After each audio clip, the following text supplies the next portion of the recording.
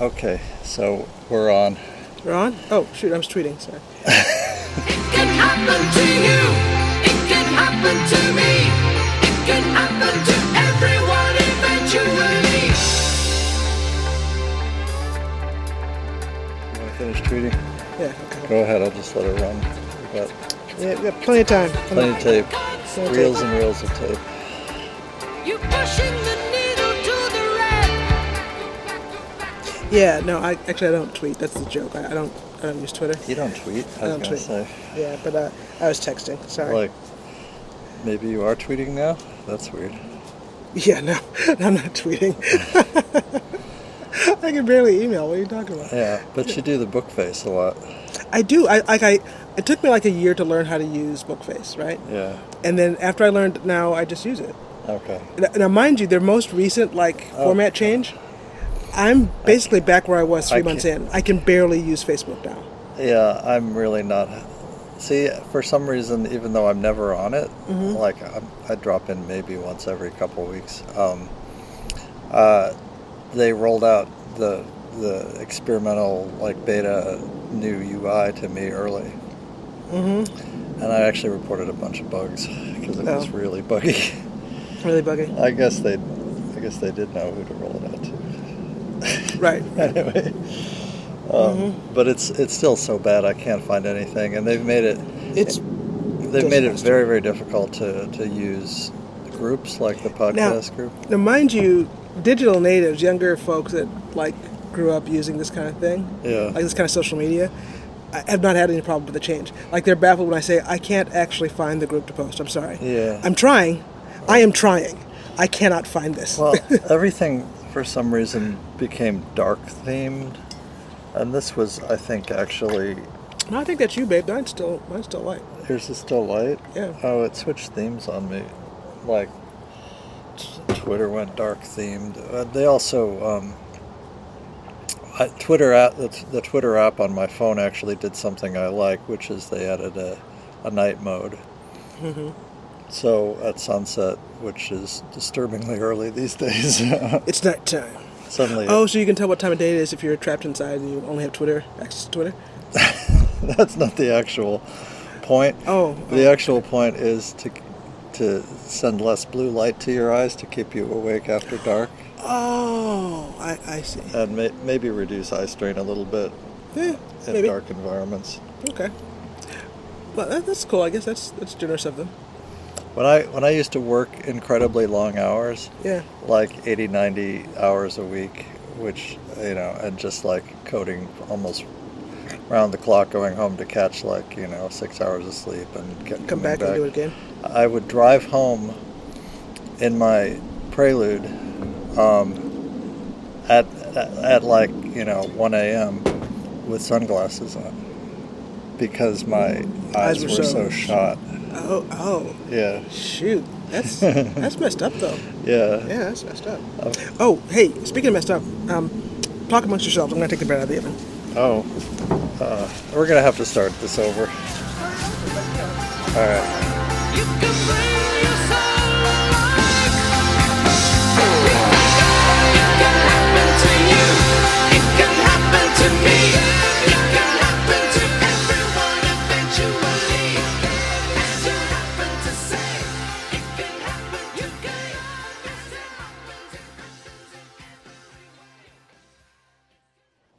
So, Grace, would you describe the scene for us? Paul and Grace are sitting on their back deck facing the woods in a benediction of sunlight and falling leaves, gold and orange, with a ring of still green foliage down by... Buckthorn. It's buckthorn, but it's still green down close to the soil. It's an invasive weed. But the tall oaks are exquisite. Yeah, it's so still that you can watch the leaves one by one actually helicopter down. Just float. Yeah, it's just float marvelous. down. Just marvelous. But it's like today they're all falling at once. But in fact, you can hear them when the breeze kicks up. You can hear them blowing out of our overflowing gutters, which we got to do something about. But it's Yeah, it's absolutely exquisite. The only possible cause I have for complaint is the noise of heavy trucks blowing by on 23, 94, which and is Carpenter Road. nearly invisible. Yeah. Like that sort of hum in the background is their only evidence from where they sit. We can't see the streets from here, but we're really only about an eighth of a mile from Carpenter Road. Oh, a little more than eighth. Our driveway's an eighth of a mile, more like a quarter, half a mile from Carpenter. Okay, well, Yeah. a quarter mile, but it's very audible. And then just up Carpenter is big interchange. Big exchange of like two highways. Yeah. Two major highways and a state highway. Right. Right. So an interstate 23 and 94 and So state really, highway we're 12 mostly hearing 23, which runs parallel to our road. Yeah. Yeah. And it's so, but we're far enough away that we're not worried about Bilby running barefoot down the interstate. Into the road. No. Right. Yeah. Which you'd have to hike. You'd have to hike quite a ways to.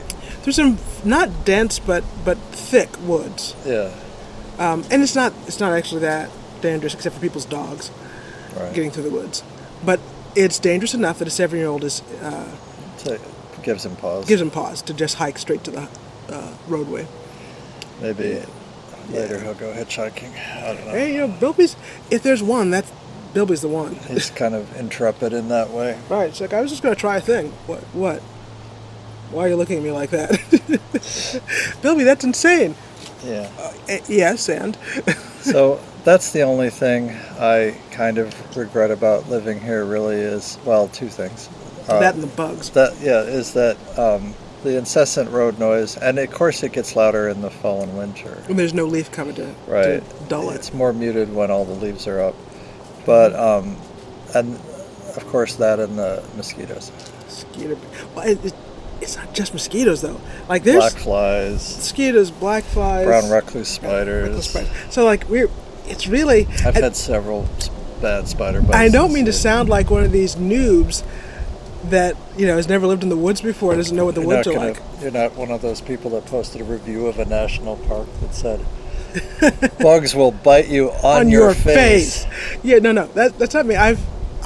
You hiked the parts of the AT. I hiked parts of the AT. Yeah. I led expeditions in the Berkshires. Yeah. I'm very comfortable in the outdoors, Camping. particularly the woods, particularly,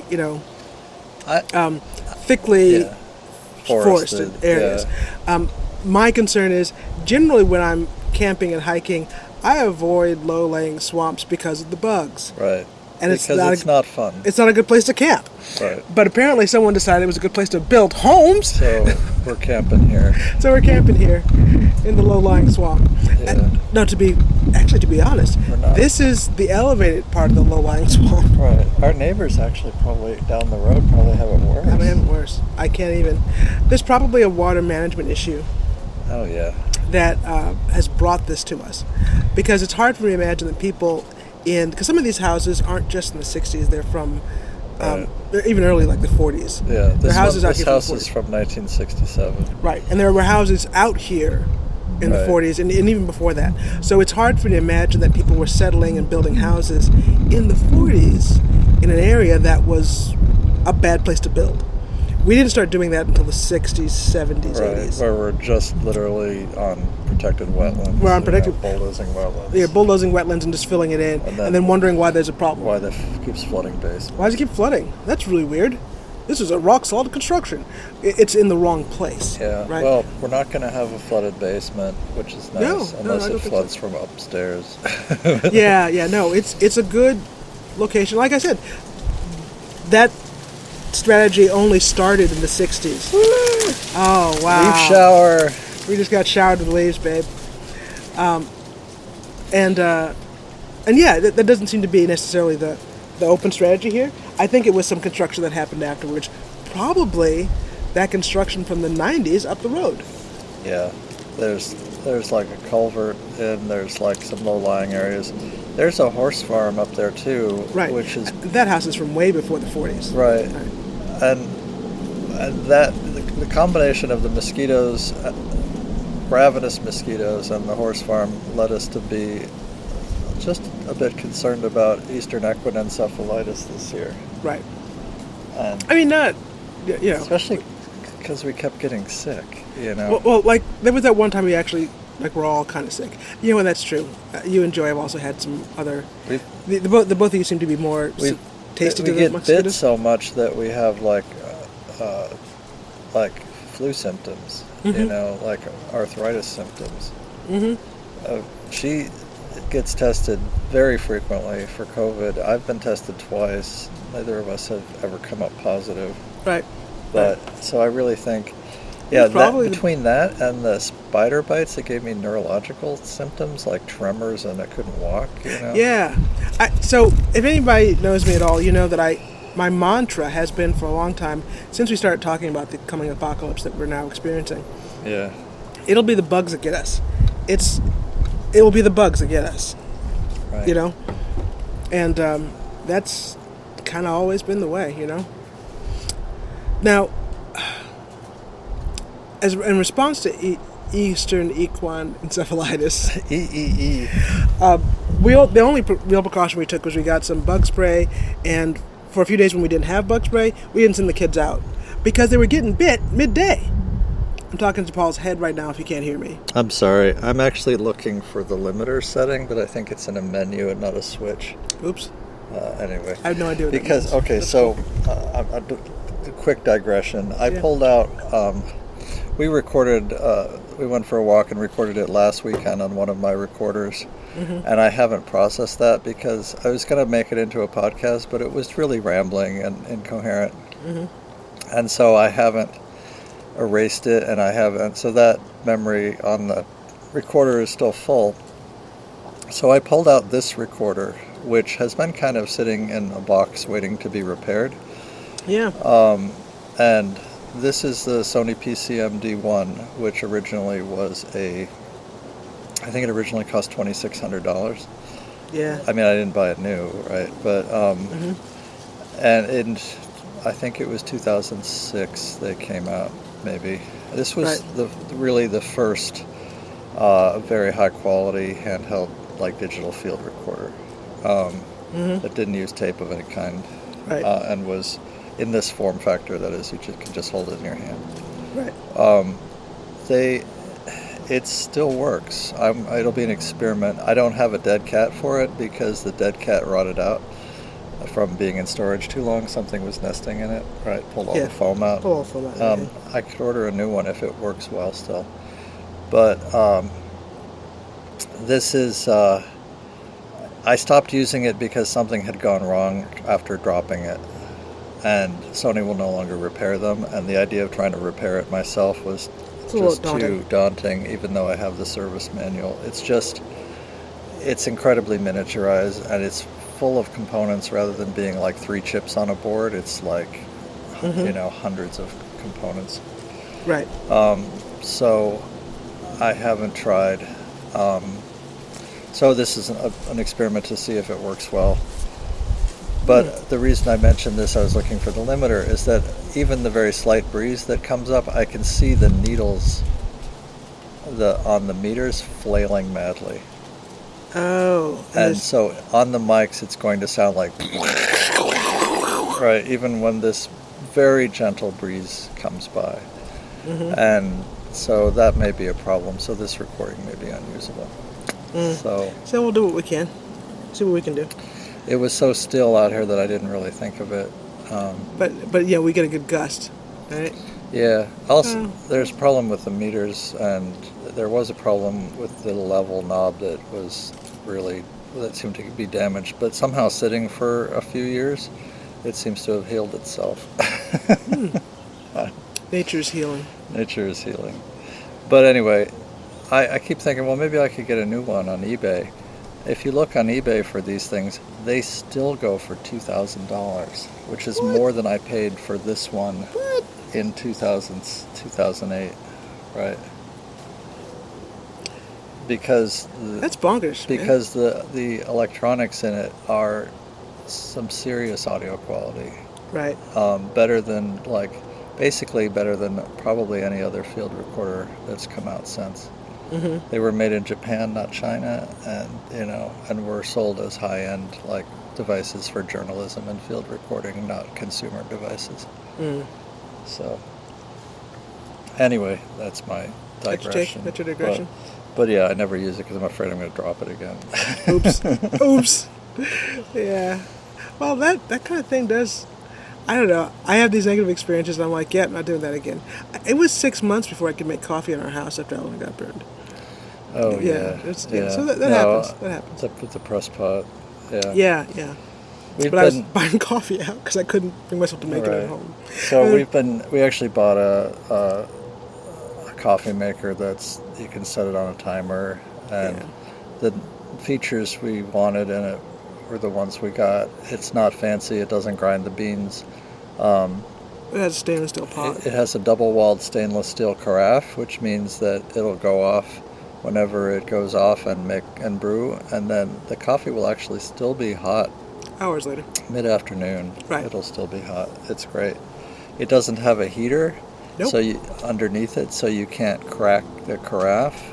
Or boil the coffee. Boil the coffee dry. The kids can't burn themselves on the heater. Mm-hmm. They could try to get the coffee out of the carafe, but it actually has. You have to have an adult really have strength to pour. You have to work hard it. to pour hot coffee on yourself out of this thing. Yeah. So it's actually perfect for what we wanted. For our needs. Yeah. Yes, I said needs. Go on. But no, all I was saying about EEE is that the risk is really, it's quite low. But the highest risk of the low risk is near horse farms. Right. During mosquito season, right? And there were deaths in Michigan. Right, there were deaths in Michigan. There were human deaths. Human deaths. There were human deaths and human cases. So, so we exercised some caution, but largely there's like 2 or 3 days when mosquitoes were biting at 2 in the afternoon. Right. In broad sunlight. Some of this was, it wasn't so broad. It wasn't so, right. Because we had all the haze from the smoke, from fires. Burning California. But, so we couldn't find a time of day to play when the kids weren't getting swarmed. And I'm talking like 20, 30 bites. Not a bite or two, like 20, 30 bites. No, I've come in and had bites through my clothes, including through my socks. Right. And during the afternoon. And had it well over a dozen. Right. So for those 2 or 3 days, we did keep the kids inside. My eyelid. Yeah, that was awful. So for those 2 or 3 days, we kept the children inside and waited until we got some bug spray, which was only marginally effective. I was very disappointed in that bug spray. Yeah. The lemon eucalyptus actually seems to be the best of the non-DEET bug sprays. This is our recommendation. If you can find lemon eucalyptus oil, insect repellent, that stuff worked great. Yeah. We got this cedar oil stuff, cedar side from Texas or wherever, and it doesn't work. Not so great. It doesn't work. It doesn't really work. I mean, kids were just covered with bites. Covered with bites still. So we probably won't try that in the yard. But it's so bad. I'm actually giving serious thought to treating the soil for mosquitoes. Yeah, I think. Well, we're also going to, as soon as we can, we're going to put up. We're going to have a project to put up some big bat houses. On and I think that the bat houses will come before any kind of treatment, because I just want to try the best natural intervention possible. The problem is it takes them a couple of years to really get established. To get established and really take down. Yeah. But, so there's probably also some water management, but that's actually an issue larger than our own property. Yeah, we can't go around like doing bulldozing and cutting drainage ditches into our neighbors' properties. As awesome as that would be, but yeah. I mean, and mostly I think it's a matter of getting standing water to move. Right? I suspect that some of our neighbors have very old septics that don't flow well, and that the soil is really saturated. And it's a great because you've seen water actually flowing from Doug's property through our soil. Right. That's true. True. Sorry, Doug. Yeah, nothing personal. We like Doug. He's good. He's a nice guy. Yeah. He's really suffering in this pandemic because he lives alone. He lives alone. He's really isolated. Yeah, we need to reach out to Doug more. Yeah. Oh, which brings me to Thanksgiving. Maybe we could do the movie tonight. This would be a good night. Well, let's think the weather's great. Yeah, no, we should try it. We've been thinking about wanting to do a movie for months, literally months, and it's just like the weather's never right. The bugs are out. There's this issue. There's that issue. It's always a problem. Why don't we talk that over when we're done with this, and maybe we can set it up, make it happen. Yeah, that could be nice. Sorry, your Thanksgiving. Oh, right. I really love hosting Thanksgiving for my family. I don't think we're going to do that this year. Yeah. I can't see a way to do it that's going to be safe, because I have extended family that don't observe strict safety protocol around COVID. They're just not on the same page as we are regarding not the existence of they don't deny its COVID existence and all that, but like literally what to do personally. And don't think it's that big of an issue. Don't think transmission's an issue. Blah blah blah. And I'm really not looking to host a spreader event. You know? No, we would feel so terrible if anyone came and got sick or made us sick and we passed it on. And it's true that it's probably not the worst possible risk to our family, but it's not without risk. It's certainly not. I think we don't know enough about. So there are people with all these risk factors, these known risk factors. Our 3-year-old daughter is one of them. Has a congenital heart condition, which was repaired surgically when she was 5 months old. Right. Right. I don't know what additional risk that means for her, but I know that her circulation is still wonky. Right. You will see it in her vascular system, and it always will be a vascular disease. Yeah, right. COVID's a vascular disease. I think we kind of misread it. Most of its damage via your vascular system. We kind of misread it early on as a respiratory disease and thought about your lungs and this and ventilators. It gets transmitted. But no, this is a vascular disease. It really attacks your blood systems and any of these sort of weak points like your kidneys and whatnot. I think also people are. We've done a lot of precaution stuff that about surfaces and spreading it via touch, like touching viral particles left on surfaces and whatnot. I'm just coming to believe that we should still do that, but that's just not the transmission vector for 99% of cases. Right. No, the people who need to be aware of surface transmission are people with small children who put things in their mouths, and that's us. Yeah. Right. So most ordinary adults, or catch it via particulate, or even older children, say 9, 10 plus, really don't have an issue with smearing their wet hands on things and then putting their wet hands in their mouth. That's not an issue for most people over the age of 10. But for people under 10, that's something that goes on pretty much all the time. Yeah. And they're not good hand washers, except for Eleanor Susan. She's a fantastic hand washer. Our 3-year-old is... No, she's just really, really good about it. Like when she was was most compliant and models good behavior to her siblings. Yeah, no, she really does. When we were still going to in-person speech therapy, she would walk in the door, put on her mask, wash her hands, and wait quietly. And then she would wear her mask for a whole hour-long session, and then tear it off when we left because she was sick of it. But really got that this was something. She couldn't keep it on during a whole 3-hour museum visit. No, right? that was more than she could bear. And frankly, I don't blame her. She's only 3. It helped when we put a mask on her doll. She's like, oh, okay, everybody has a mask. Yes, very good, very good. But all this is to say, the surface transmission thing is, yes, it's true that the vast majority of people don't have to concern themselves with surface transmission, and bleaching your groceries doesn't need to happen. But for folks who are really stand at serious risk, we're still wiping packages with alcohol wipes. Yeah, and have small vectors for viral particles. I would still wipe your stuff with alcohol. It's simple, it's straightforward. A kid can do it, but it's not a crazy precaution. If that makes sense. It's not just madness. No. Now, that said, on the other end of the spectrum, you don't face any risk factors. You don't have anybody who's eating your packages off the floor. I wouldn't.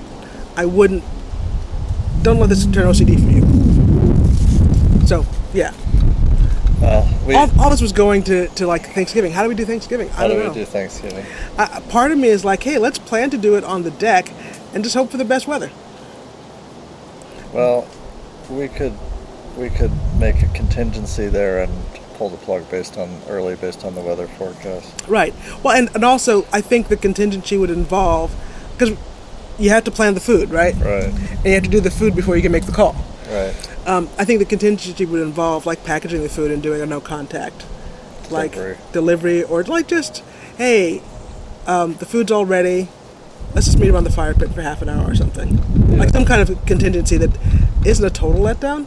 Because there was that one Easter where we were all sick and I just had to pull the plug like Friday before Easter. Oh yeah, we all actually we had the flu. We actually all had the flu, and it just seemed wrong. See, this was pre-pandemic. It's always seemed wrong to me to host spreading events. Right. I've never been comfortable with it. Right. Oh, hey. This is the checkerboard cookie. I'd eat it. Oh. Those are great.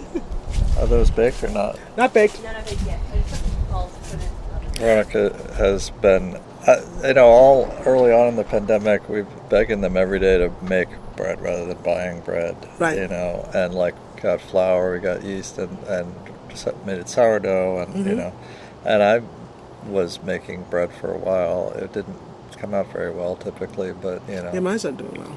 But it's because I wasn't doing basic bread. We were trying to do stuff with gluten-free flour. We were doing all kinds of like next level stuff. But some of it came out pretty good. Yeah. And then we gave the kids a recipe from my cousin Amy, not my cousin, my sister-in-law. And it's a really good basic recipe. She found it. It's from a website, but she's found it and was using it. And it's French bread that you could mostly make in a, what do you call that thing? The mixer.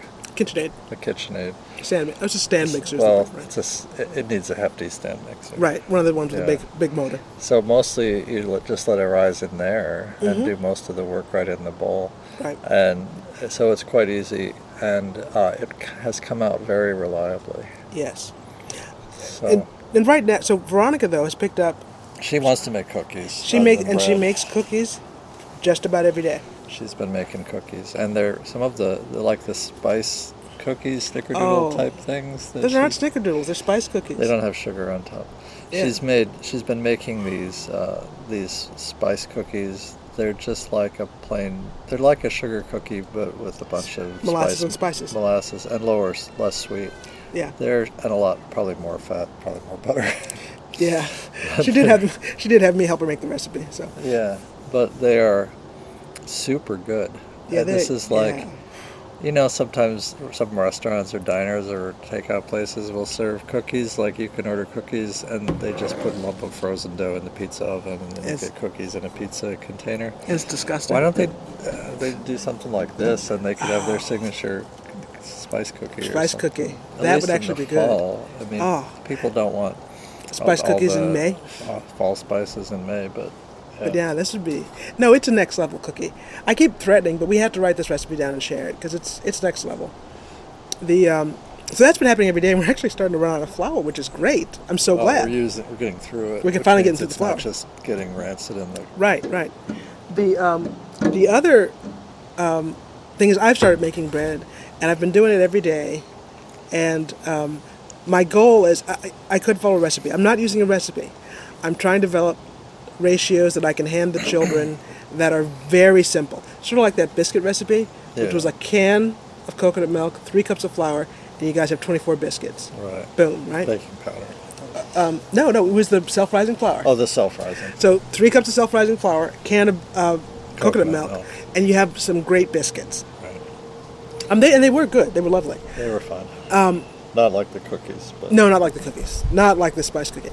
But I'm trying to come up with a bread recipe that's just as sort of foolproof and low. So you can actually memorize this recipe as a child. Because Pippin memorized that biscuit recipe. So the idea is I'm looking for like 1 teaspoon of yeast, 2 teaspoons of salt. This is like, what do they call it, a 135 cake or something like that? Oh, the bread or the... No, you're trying to come up with a recipe which is as simple as like... Simple like the 1, 2, 3, 4 cake. 1, 2, 3, 4, or a dump cake. Or a dump cake, yeah. Where, you can memorize these ingredients You can memorize this recipe easily. You don't have to look it up. You don't have to look it up. You can just walk in the kitchen, throw a few things in a bowl, and stir. Mm-hmm. And then my idea is they throw a few things in the bowl before they go to bed, and in the morning they put it in a loaf pan and bake it. Yeah. Well, so we were trying, while I was laid off and all that, we were trying to get the kids into the habit of making the bread while we did garden stuff every day. Yes. And they just weren't into it. They weren't into it. Weren't there for it. But, you know, it's this is an example of how, like, you can talk yourself blue in the face up with your kids about something every day for months, and then you find that a year later something is triggered. They actually heard it all. Yeah, they heard it. They heard everything you said. And they actually now want to do the thing. They acted when they were ready. Right. Yeah, when they were developmentally ready, they sprung into action.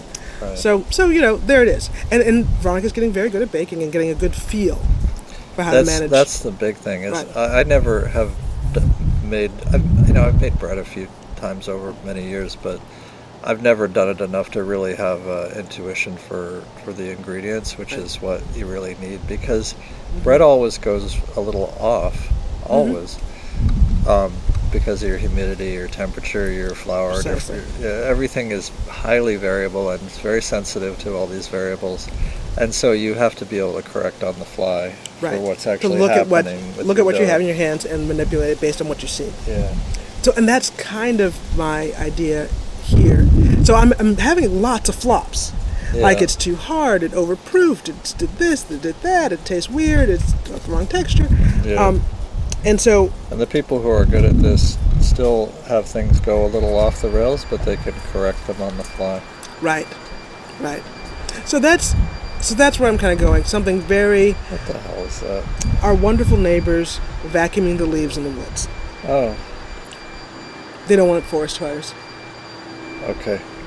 But yeah, that it's simple enough and straightforward enough that you don't have to worry about reading your recipe. You can read your dough. You can look at your dough and say, what am I looking for in this dough? Yeah. Does it need to be wetter, drier, what? Right. This is why I would always come to you and say, okay, this doesn't seem right. What do I need to do? Right. And also a technique that's reliable, that if you do this at 10 o'clock in the morning when you get up, you can shape it and put it in the oven in half an hour.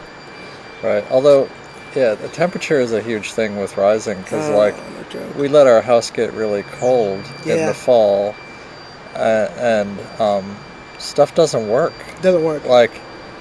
And just one example, so like you get used to a particular way of cooking fried eggs. Mm-hmm. If the air in the room is really, really cold, they will cook on the bottom. They will cook really well on the bottom, and the top, the yolks will still be liquid. Yeah. liquid raw. Right.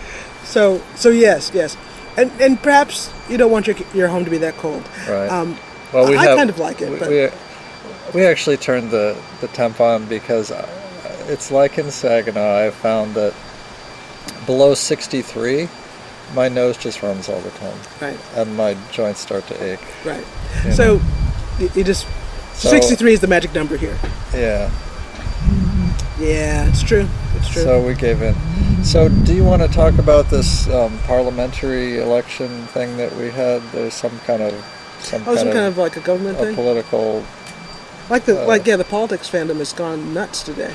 Yeah, I like my ping, ping, ping, ping. phone is... Grace's Facebook feed is... Suddenly it's all in Chinese. It's amazing. Yeah, isn't it wild? Yeah. Actually, well, no, my Mine Facebook is in Russian.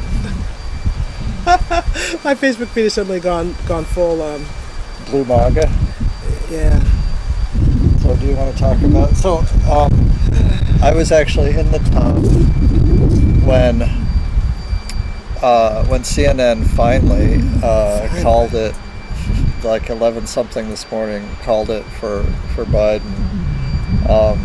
There are still 4 states uncalled. Yeah, that's true. But they can't... He's got Pennsylvania. There's no winning it now. Yes, but so this is... he'll probably take... Arizona, and probably take Georgia. He'll probably lose North Carolina. And Nevada's up in the air. Nevada's still unclear. Hey, what happens in Vegas stays in Vegas, babe.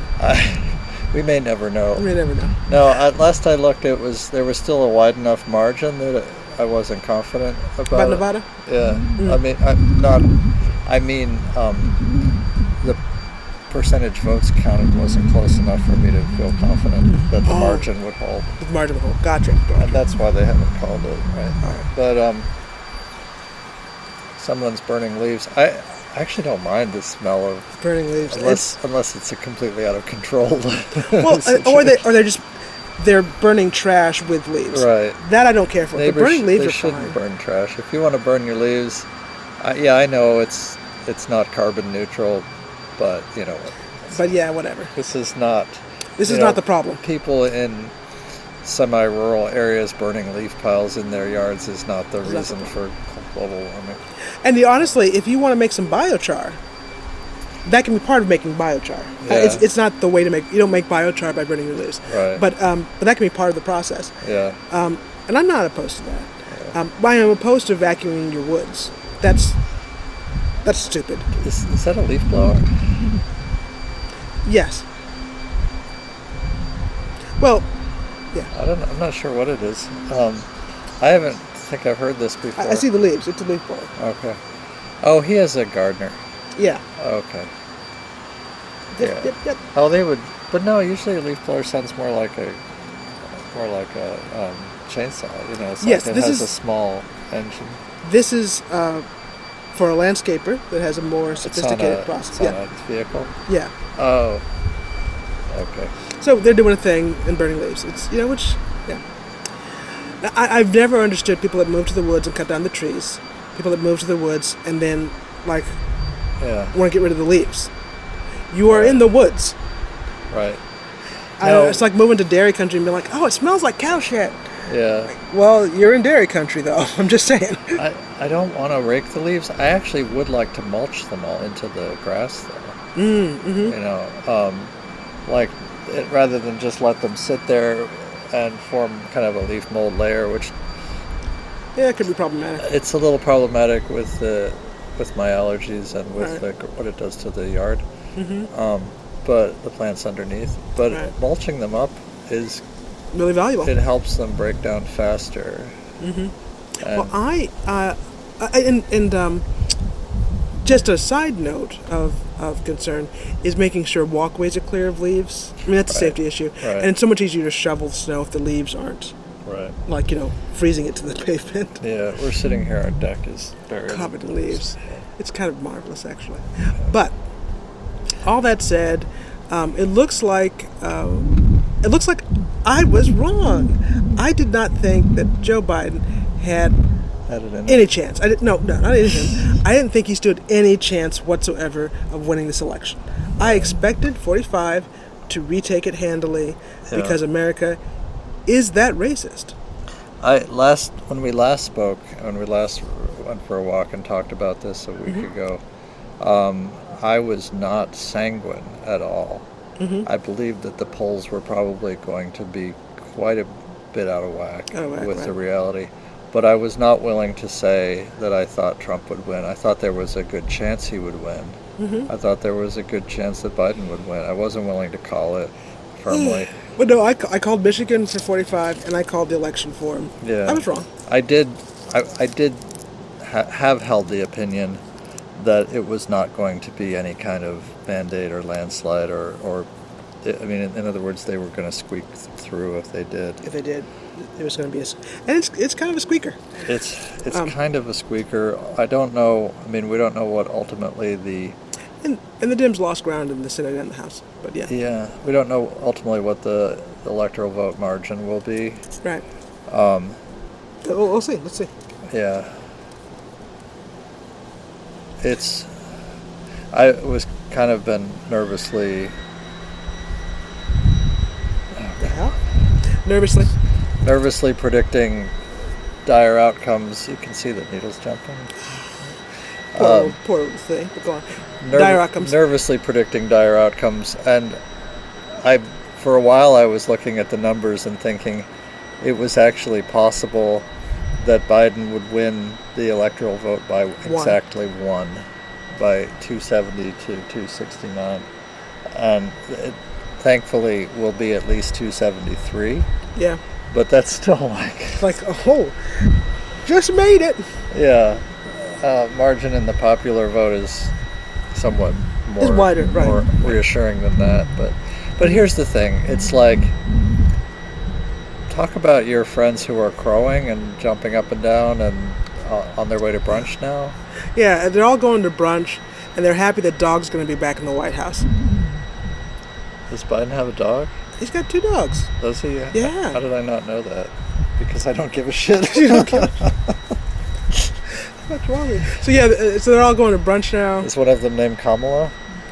Oh, shit. Sorry. Oh, my God. Anyway. Oh, lapdog. Sorry. Sorry. Dude, that was, wow. Probably racist. Probably. Anyway, go on. No, the thing that really makes me sick is this idea that, well, we have to vote for them to protect vulnerable people. Oh my God. While clutching their RBG pearls. Ask the vulnerable people What they think. what they think and how excited they are to vote for Biden. And understand that if you want to vote for Biden, it's because you perceive existential threat to yourself. And that's why you need to do this. Not because of some altruistic... You're not doing anybody any favors. You're not it's not like some kind of noble sacrifice you're making. And You perceive an shouldn't be existential threat. lecturing other people to do things for the poor and the disenfranchised that you've never been willing to Do yourself. You've never been willing to do this yourself. You've never been willing to set aside your personal whatever Yes. and vote for candidates That you didn't like. that you didn't like to support the poor and the vulnerable. Right. So take that home. This is about you. Right. This is about you doing something that you feel is really important, which is fine. That's okay. You think something's important, do this important thing. Right. It's not some altruistic thing. You're not doing anybody any favors. You've simply come to perceive that you are at the same kind of risk that vulnerable people are always at. And you want to protect yourself from that risk. And that's okay. You're allowed to do that. So I want to read through a couple articles. Yeah. But On the podcast? yeah. Like right here now? Yeah, but I want to say first of all that for me and what I've been tweeting about was that what it has seemed to me for the last few days is that what really happened here is that the situation with the pandemic and the economy and the stock markets drove the money people, the billionaire donors, Right. to sort of quietly signal to the Republican Party that they were not going to get behind any efforts to actually overturn an election. Right. That they were not, Bill Gates, may have donated billions, millions to Lindsey Graham's campaign. He did. He did, but he was not going to. He was not going to give millions or billions of dollars to a giant campaign to convince people that the election was illegitimate and they had to seize the ballots to protect democracy or whatever. Right. So the people in charge made a decision not to re-elect him. Yeah, they made a decision that Trump was expendable. Precisely. And because Biden will be better for their fortunes. For their needs and interests. Yeah. So there's that. Because you can say, how much of a sense of relief do you feel? Very, very little. Actually, none. But yeah. The only slight sense of relief I have is that the sense of personal that someone airing personal grievances is the sort of the spokesperson for our country. And that not having that will be a slight relief. Yeah. But as far as material consequences, I'm not feeling great about any of this. You know. But I think that was a factor, and what the biggest factor, honestly, was probably the completely unmanaged pandemic. Oh yeah. Just just wholly unmanaged. And I kept telling a friend of mine, I said, no, actually, the plan is no plan. So, no, I'm sure he's going to do it. No, the plan is no plan. Look around you. Right. The plan is no plan. And the pandemic, now to be clear, the pandemic at this stage is largely uncontrollable. Right. And especially given that we haven't prepped the population and led from the start, Right. is they're not going to be governable in this sense of talked into now suddenly participating in measures That's that it. they've been told Are pointless, are useless. pointless and useless. Right. But And actually prevent herd immunity, which we need. right, but that there will be. Well, we'll unpack that in a second. But Yeah. there will be sort of a facade of competence Yeah. around the pandemic. The facade of competence will not prevent the death rate from rising dramatically for months more. Months to come. Right. Possibly 6 months or longer. Yeah. Talk about your theory, which I kind of, when I heard you today, I was like, oh yeah. Oh, a lot of folks in the current administration, and frankly, who will still be part of the government, Yeah, okay, well, and still be running things. We should mention that just midnight last night, it was announced that Trump's chief of staff had tested positive as well. A week or two previously, I think 2 weeks previously, it had been Pence's chief of staff. Right. Right, but so anyway. No, that basically there are a number of folks in this administration, and it's reflected in their base. There is a quiet belief that the herd immunity is a valid strategy, and that they're just catching it. They're catching it. They're basically holding what amounts to COVID parties, catching it, transmitting it, and making sure everyone gets it and survives or not. So if you watch what's happening as opposed to what they say, Right. you see that they absolutely are holding Spreader events. COVID parties. COVID parties. The same way that parents used to hold chicken pox Pox parties. parties. And maybe some still do, but Right. And mind you, I'm not trying to attack the principle of a chicken pox party. I'm not trying to attack that as some kind of notorious evil.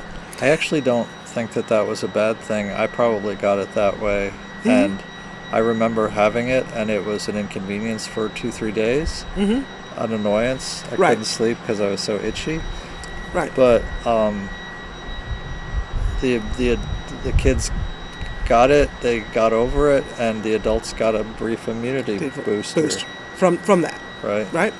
And so I don't want to attack this principle, right?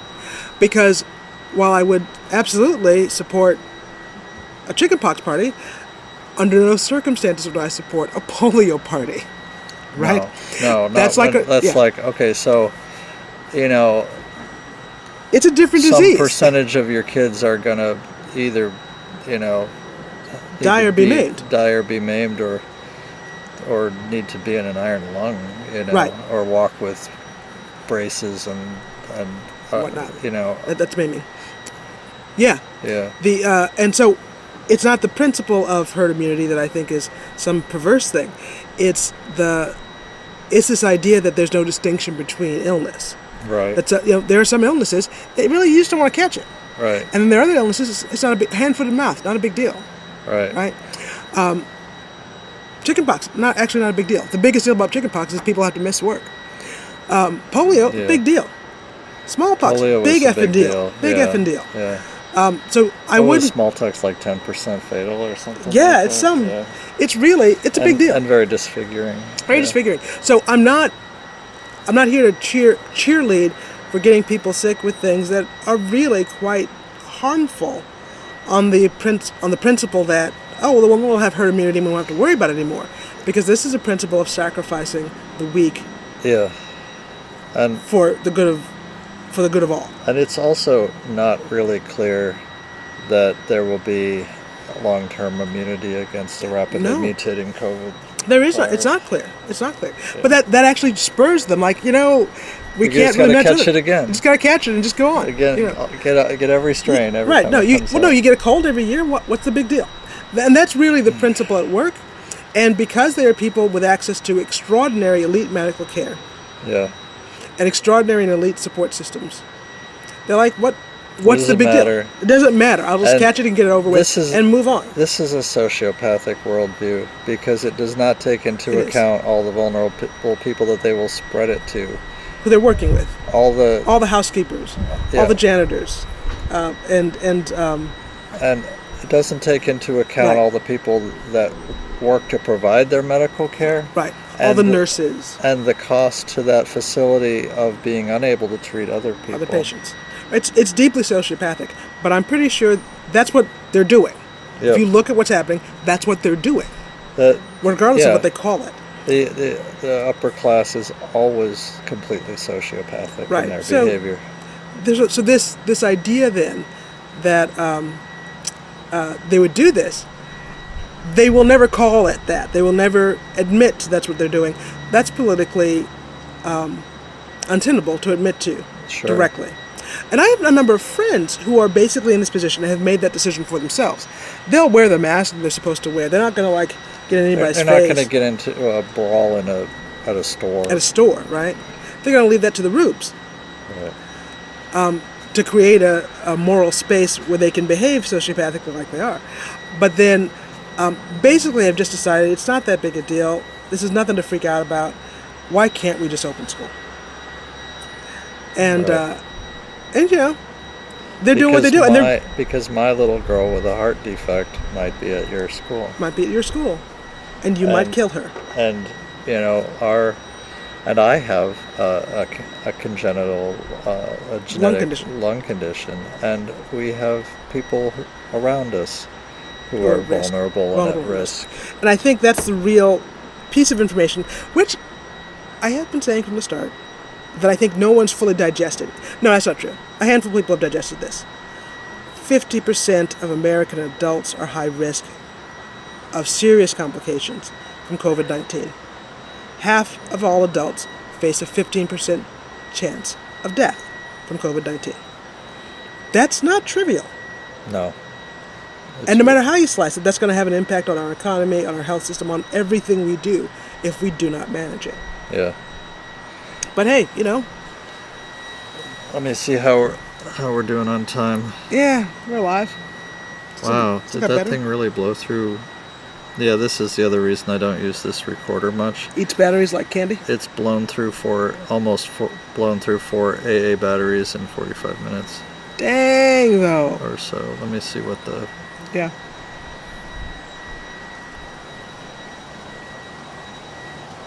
Oh, I can't figure it out. 48 minutes. Okay. But still.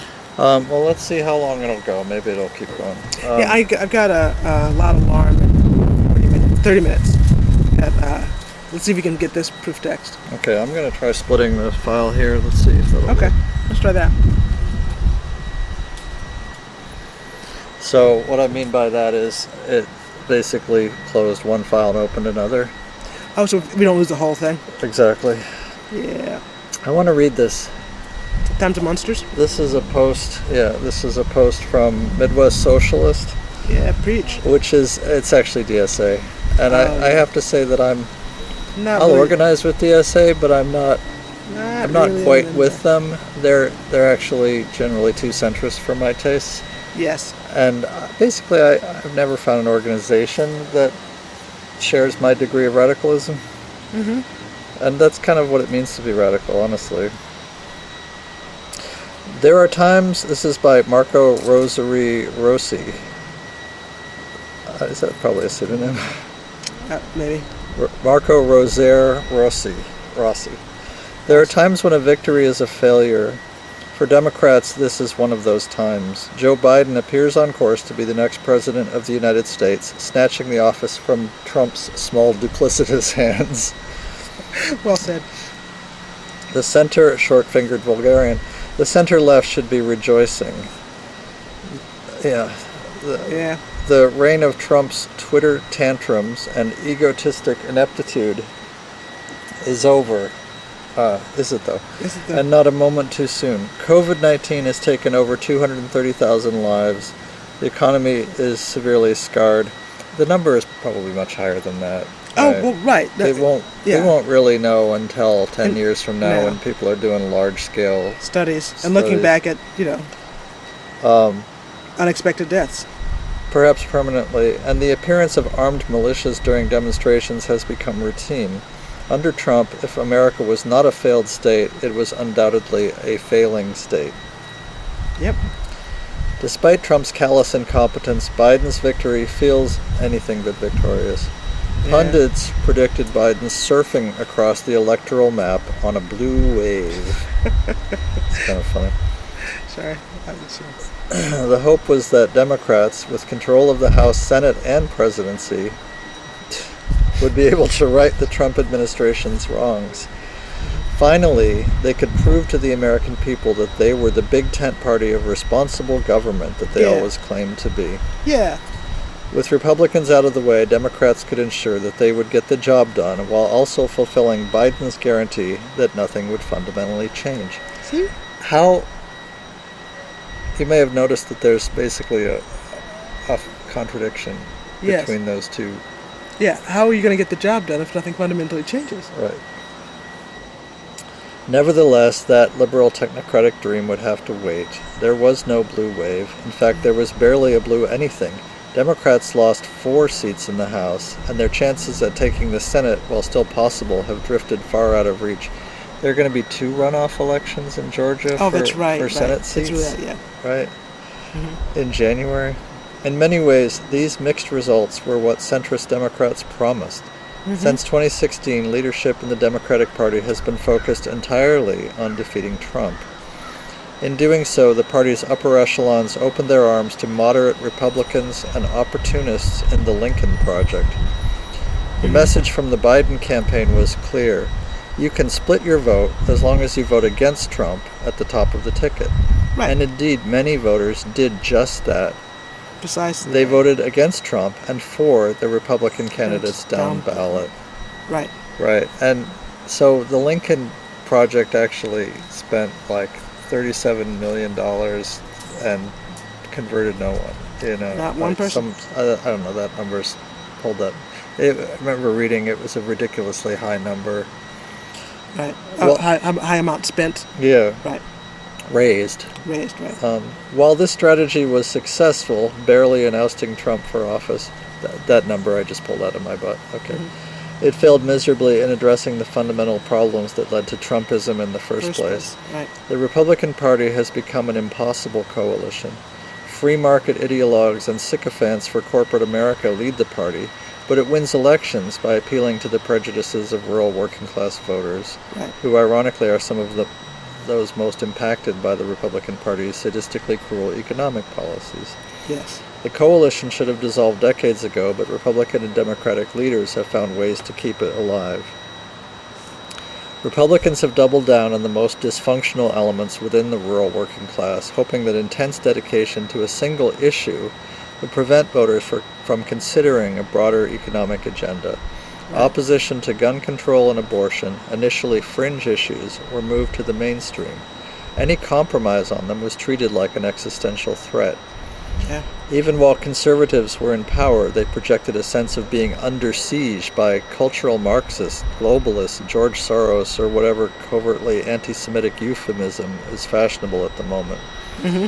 Far from being the movement for prudency, American conservatism has become a series of undulating panics. The proudly stuffy sophistication of William F. Buckley is gone. I'm not going to praise Buckley or hold any nostalgia for that dead racist. In its place is a word salad of dog whistles and double entendres with all the subtlety of a fire alarm. Which, if we're going to be honest, so was William F. Buckley. Yeah, right. No, let's not. Every time anyone says to me, you need to look back at like the golden age of conservative thought and study these great conservative leaders, I do, and I'm like, what the fuck? This was a garbage dump of incoherent reaction and pandering. There was. Oh, thank God. God, I can't tell you how much that noise puts me on edge, and honestly, it would never occur to me to make that much noise in our to do anything. our backyard. Right. with all the subtlety of a fire alarm. Modern American conservatism has become a series of blunt, meaningless phrases. Army of illegals, abortion factories, wokeness, Democrats run cities, fake news. Hey, they've been reading Dreyer's columns. With little regard for internal consistency or relationship to reality. Trump was a manifestation of this stew of conspiratorialism. His angst-filled stream of consciousness campaign both spoke to us and elevated this faction of useful idiots. With this usual over-the-top extravagance, he implicitly promised the conservative movement that he would be the most useful and most idiotic of the bunch. Promises made, promises kept. The other save to Republicans' electoral coalition was the complete abandonment of the working class by the Democratic Party. Boom. Boom, yeah. By the 1990s, the Democratic Party had embraced neoliberalism, but their interpretation of Reagan's conservative revolution differed from their Republican rivals. For Republicans, neoliberalism was about economic liberty. Its purpose was to free society from the social constraints that obligated us to share resources with each other. In other words, institutionalized sociopathy. Yeah, or libertarianism, right? But you repeat me. Yeah. In Republican terms, neoliberalism meant the death of the welfare state. For Democrats, the purpose of neoliberalism was not to kill the welfare state, but to make it more efficient. I disagree. Nope, but, So, I have issues with this piece, but I thought it was the best thing I've read for a while, so I wanted to share it. The qualifier that followed Clinton's proclamation that the era of big government is over during his 1996 State of the Union speech was, but we cannot go back to the time when people were left to fend for themselves. Well, guess what? People lie all the time. What do you mean? Yeah. Unlike the Republicans, Democrats did not claim that free markets were inherently virtuous. Not publicly. No, of course but they do now. That was Nancy Pelosi saying, "We're capitalists," not "we believe in capitalism," but "we're capitalists." We are capitalists. That is the owner class. Right. Instead. Right. Instead, the free market's dynamism was needed to achieve the promise of New Dealism without actually supporting New Deal-like programs. Right. Yeah, which is like psychobabble, doublespeak. Yeah. But go on. The obsession with making an efficient and fiscally responsible welfare state meant the Democratic Party had become the party of technocratic consultation. That's true. New Deal populism was dead. According to the Democratic leadership, those with the best education should be the ones in charge because, well, they're the best people. Trade unionists were pushed aside. Room was made for managerial bureaucrats culled from the professional middle class. The majority of Americans without college degrees felt the condescension. The conservative slur of liberal elites found new life, as it became less a slur than an accurate description of power in America. Right. For working-class liberals, the move towards technocracy was a betrayal. For the last few decades, they have been frantically fighting to undo it and transform the Democratic Party into a force for progressivism. For the socially conservative working class, the move toward technocracy was not just a betrayal, but certain death. Yeah. The abandonment of the working class by the Democratic Party, especially in rural areas, along with the elevating of its fringe elements within its ranks, meant the entire demographic was vulnerable to demagoguery.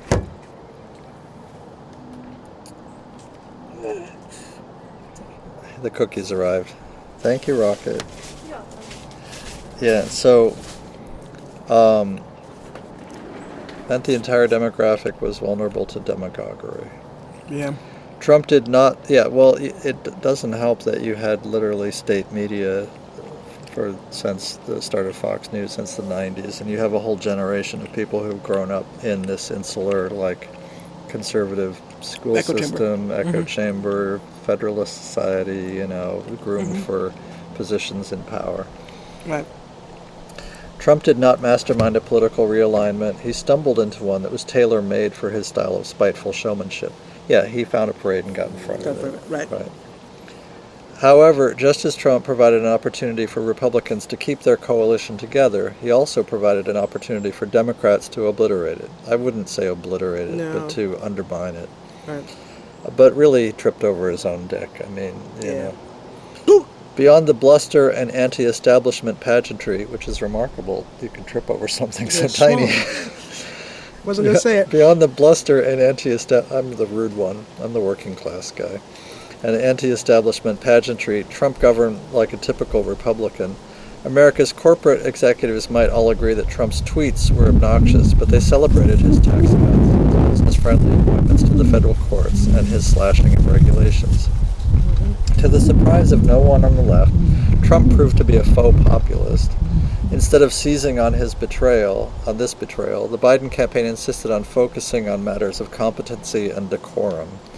They argued Trump should be ejected from the presidency because he is a miscreant blowhard who arrogantly mishandled a deadly pandemic. The argument is true, but in the context of contemporary America, it is not valid. I'm scratching my head a bit. Many people voted for Trump in 2016 because they thought he was the character he played on The Apprentice, a business wizard able to conjure market miracles. He retains that sheen in 2020.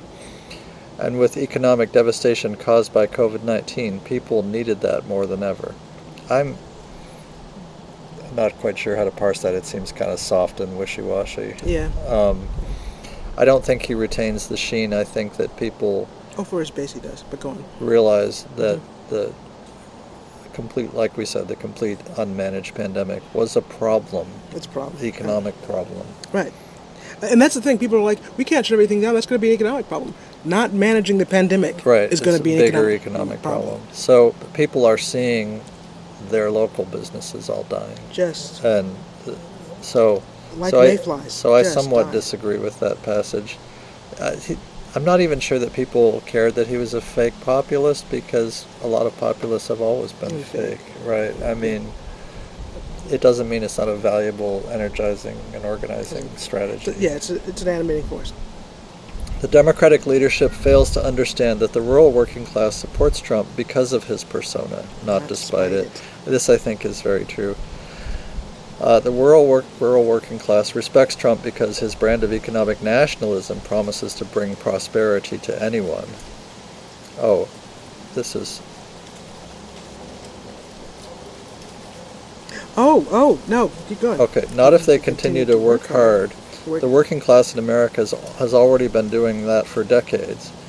This sentence is poorly punctuated. But if they refuse to take shit from anyone... This message speaks to the anguish and bigotries of America's rural working class. Trump held out the hope that rural America's racial resentments and economic anxieties can be dealt with for good by the sheer force of a boisterous personality. With that prize supposedly within reach, competency and decorum, and even the Constitution be damned. Assuaging the feelings of America's rural working class will require listening to their pain, dissuading them of their destructive beliefs, and addressing their economic precarity with meaningful policy changes. I think the latter has to come first, and maybe along the way the latter does a little bit to ease their... It does. Well, that's the thing. People don't give a shit about their racialism. Right. If they're fat and happy. They just don't care. Right. They're not going to leave the grill and their family and chilling out. No. Go burn crosses. This is... You're sitting at a table, you're the billionaire sitting at the table with a white worker and a black worker, and you nudge the white guy and say, hey, that guy's trying to steal your cookie while you have 400 cookies. Right, 400 cookies. And they're trying to fight over one. I mean, that's the deal. Right. If both of them have a plate full of cookies, they don't care. And that's American history, and that's what all of American that's history the whole textbook. Has been. Yeah. After this election cycle, that is unlikely to occur. That's okay. Yep. This is where I get out my highlighter and highlight the screen of my phone, and then oh shit, why did I draw on the screen of my phone? Divided government. Divided government has allowed the leadership within both parties to avoid responsibility. Exactly. Under Mitch McConnell's Machiavellian guidance, Republicans have realized that they can hold American democracy hostage to monopolizing specific veto points. So speaking of McConnell, I want to point out that McConnell is one of the indicators. He's been signaling publicly that the Republican leadership, and by extension their financial backers, will not go along with the soft coup. Nope. Right. He Not gonna do said it. we Not gonna have. do it. He just made a simple statement about how it's important to count all the votes. Right. Right. Which directly, in other words, directly contradicting his boss. His boss's right? narrative, right? While the Senate is lauded as an institution of deliberation, its disproportionate power over the entire federal system inevitably creates incentives for obstructionism. The strategic stranglehold that Republicans have over the federal government prevents any reforms that threaten their corporate donors from being passed, while also giving them enough plausible deniability, especially when Democrats control the presidency, to convince their working-class constituency that they are still fighting for them. Yeah. Fuck abortion. Scapegoats can always be found, especially when the real culprits can hide behind the fog of legislative politicking. The situation for Democrats is similar, with the caveat that the logjams have made the Democratic leadership more supine. Fearful that if they do not pass something, anything, Democratic leadership recoils at the possibility that they will be labeled ineffectual. Yeah. For technocrats, incompetency is always more sinful than unscrupulousness. Yeah, we passed the ACA. See, we did that. It's a piece of trash. That's immoral on its face, but okay. If the 2016 election was a farce, then the 2020 election is a tragedy. Yeah. Despite his lust for an authoritarian government sculpted around his ego, Trump was never truly a fascist. This is what I've been saying, you know. He doesn't have enough ideology and organization in his strategy to be a fascist. His lack of conviction for anything outside of immediate validation, and I would argue his kleptocracy enriching him and his family, meant that a fascist coup was never going to happen. Trump does not have the discipline to form the necessary state within a state to make fascism possible. Right. So he is aligned with fascists and he works with fascists. Yeah. As fascists in administration. Sure. But you know, in that group, he's the least racist person. that's why it goes around saying, I mean, he's talking about Stephen Miller when he's telling his face, I'm the least racist person you've ever met. Right? Absolute truth. Right.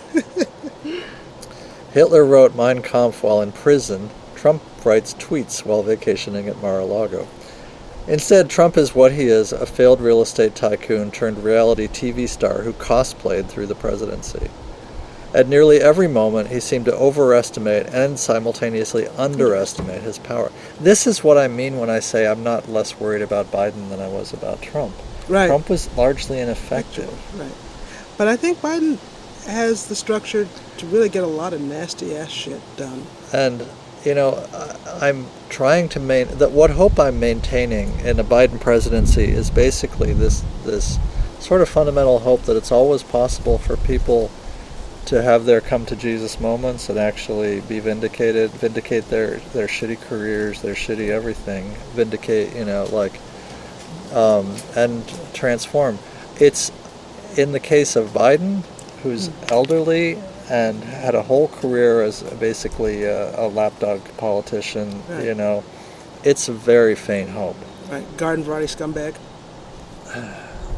You know, the guy behind the crime bill, the guy who rallied for the Iraq War, the guy who got Clarence Thomas on the bench, you know. A garden variety scumbag. Yeah. Yeah. Literally, I mean, when I say career politician, that's an epithet. That's a slur. Yeah.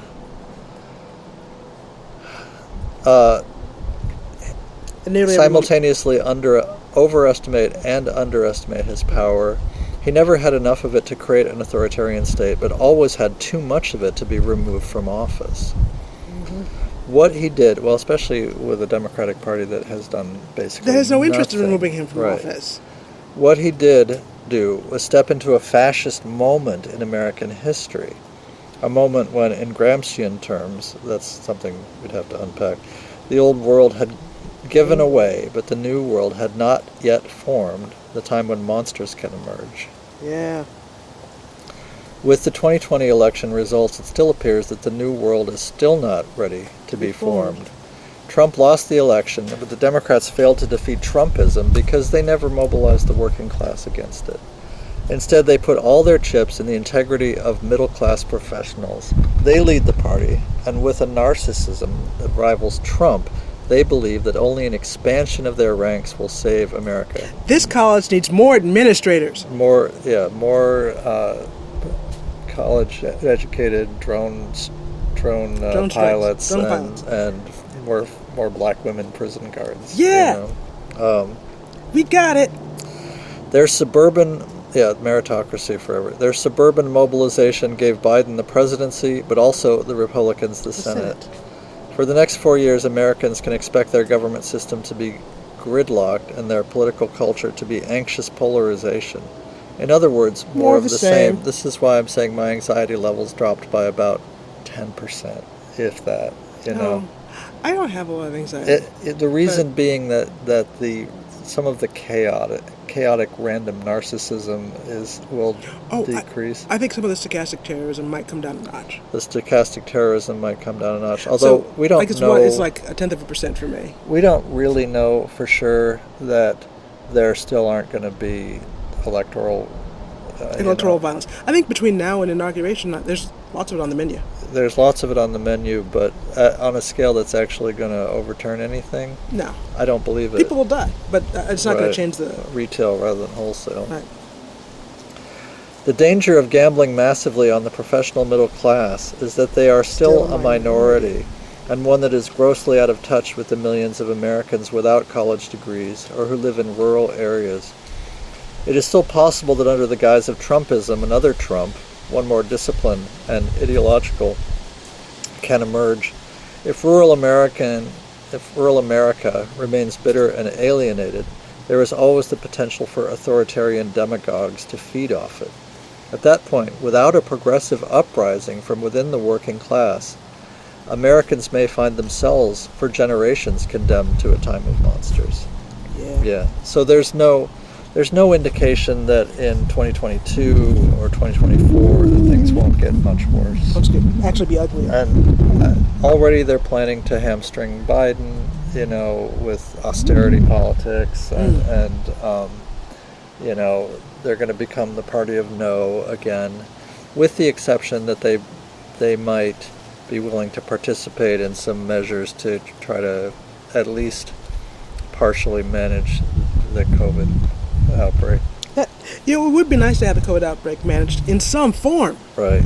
Although I'm hoping the plan isn't to mandate a Trump vaccine on everyone and walk away. That could actually be the technocratic plan. And if you're following the science, you're worried about this mink population variant and these rapid mutations. And here's one of the things I mentioned last week in the conversation I probably won't air is that on Michael Moore's podcast, I mean, he's kind of an interesting figure. I listen to his podcast kind of with a jaundiced eye, but I do appreciate a lot of his guests. He spoke to Eleanor to come out to say hi.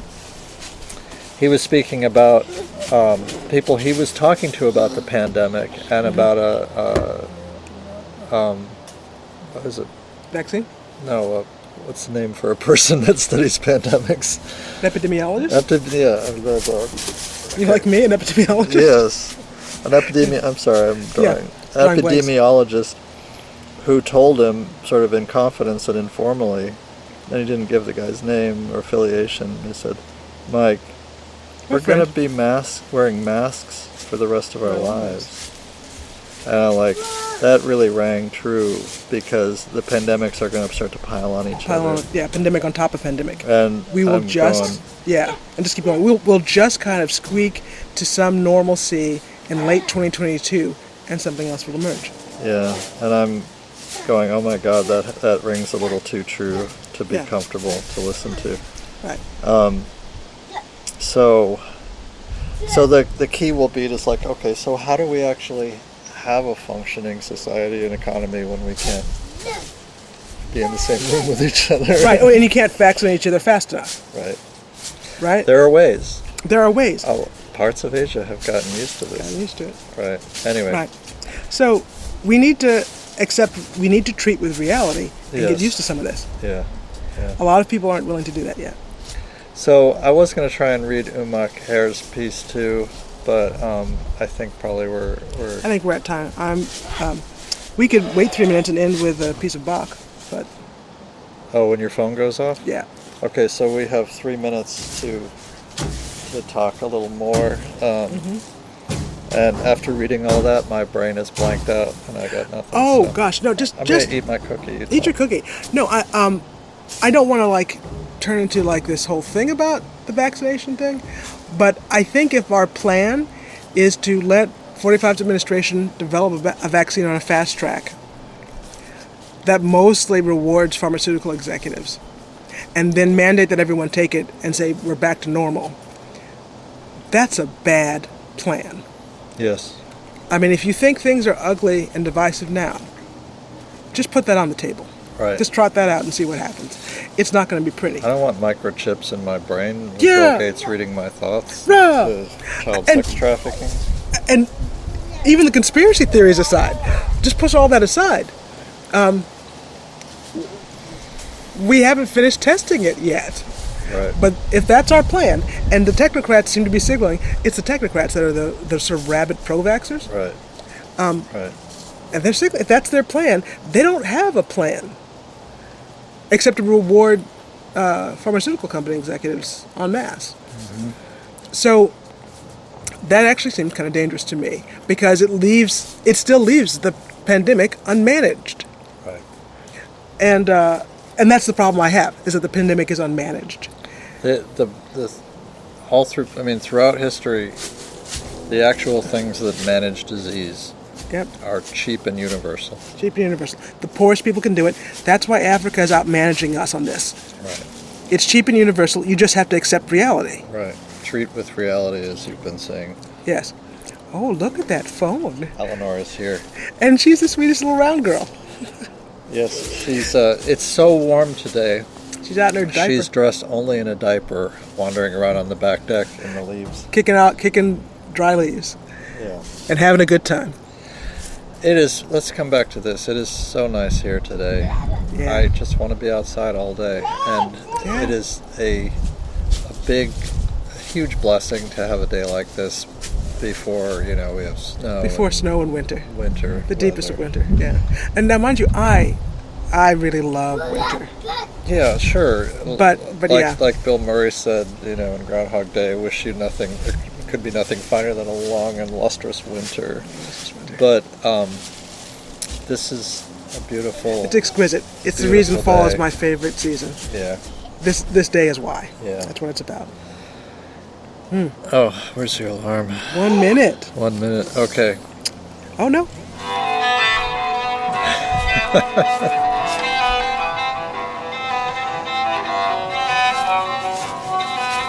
All right, guys.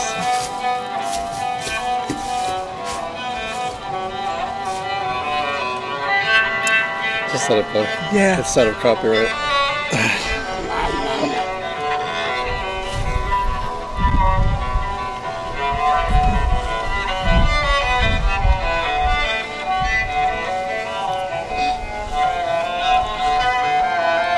Okay, it may not be out of copyright. Whose performance is that? Oh, I don't know. Is that Yo-Yo Ma?